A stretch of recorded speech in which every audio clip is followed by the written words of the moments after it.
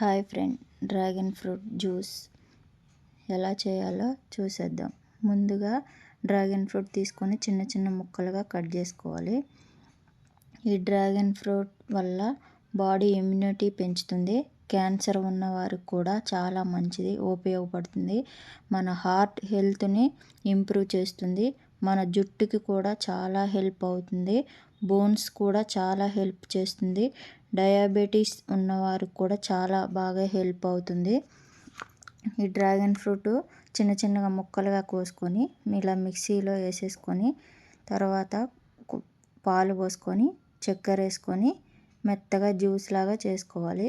ఇవైతే తెలుగు రాష్ట్రాల్లో ఎక్కువగా పండిస్తున్నారు. ఇవి ఎక్కువగా మనకు అందుబాటులో ఉన్నాయి.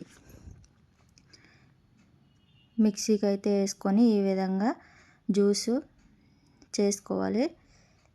చూసారా, ఈ డ్రాగన్ ఫ్రూట్ చాలా హెల్త్కి మంచిది. Please subscribe.